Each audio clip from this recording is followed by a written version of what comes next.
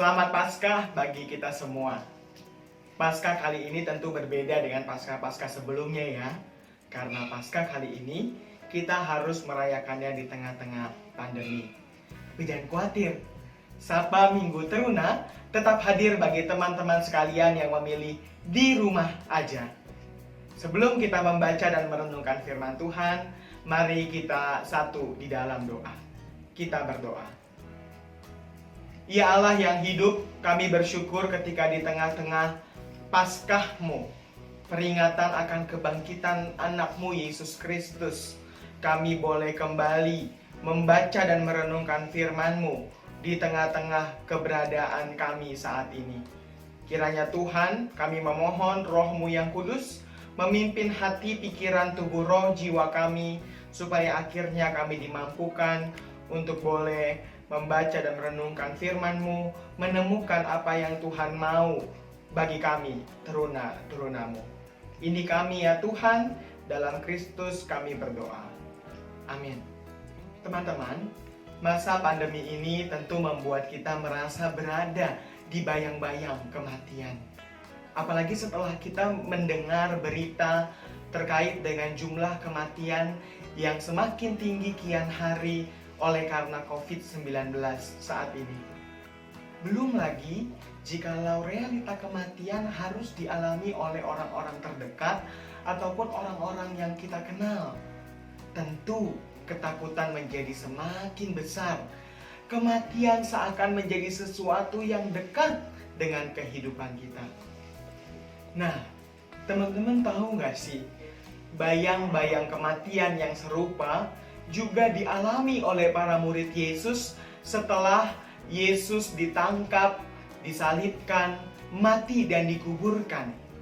Satu sisi, mereka sedih, mereka berduka, mereka putus asa karena harapannya terkait sang guru hancur seketika.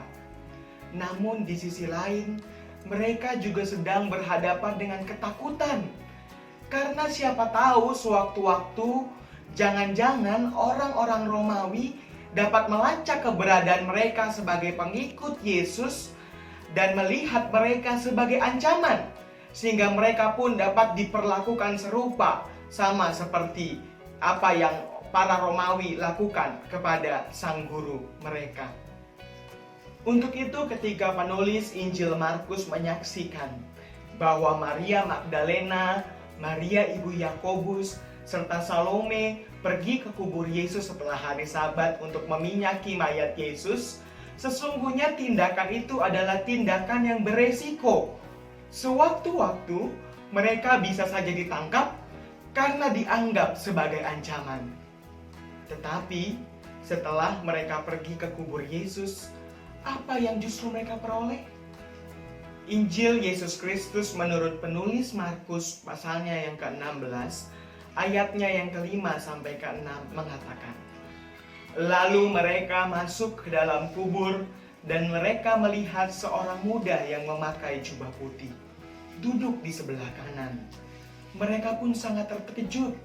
Tetapi orang muda itu berkata kepada mereka, jangan takut, kamu mencari Yesus orang Nazaret yang disalibkan itu. Ia telah bangkit. Ia tidak ada di sini.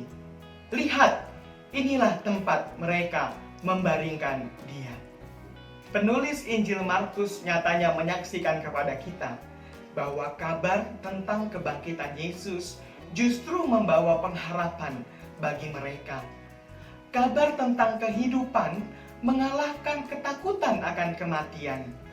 Mereka yang tadinya tertunduk lesu, seakan tidak melihat hari yang cerah di esok hari, kini berdiri tegak menatap masa depan di dalam Yesus yang hidup itu. Teman-teman teruna, apapun duka, kekecewaan, rasa putus asa, dan ketakutan yang teman-teman alami saat ini, kiranya peristiwa kebangkitan Yesus memampukan kita untuk dapat menyanyikan sepenggal nyanyian ini.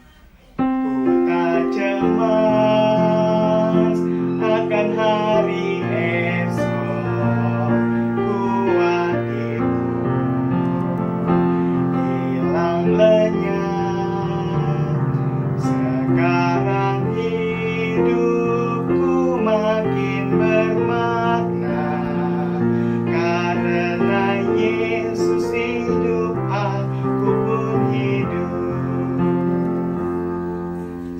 Paskah bagi kita semua.